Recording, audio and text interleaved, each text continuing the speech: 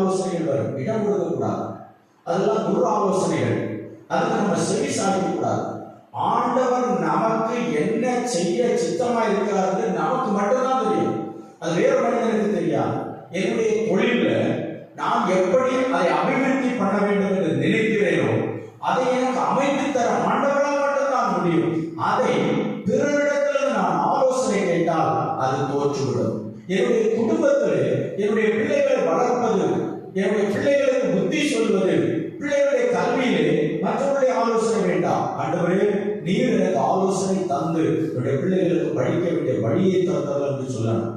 நம்முடைய வீட்டு வேலைகள், பணப்பொருள் செலவுகள் ஆனால் ஆண்டவருக்கு ஆலோசனை கேட்கலாம். ஆண்டவரே, நான் இதை செய்கிறேன், எனக்கு நீங்க தான் உண்டு, எனக்கு சொந்தம் உண்டு, பந்தம் உண்டு, ஆட்கள் உண்டு, ஆனால் எல்லாவற்றுக்கும் பதிலும் ரட்சிப்பும் தருவது நீர்தான், என்னை காப்பாற்றுவது நீர்தான், எனக்கு துணை நீர்தான். அப்படி சொல்லி ஆண்டவரே நான் நம்பியிருக்க அவருடைய சார்பாய் நம்ம விழுந்தோம் என்று செய்துட்டு நம்ம அந்த காரியத்தை செய்தால் அது அற்புதமாய் நடக்கும்.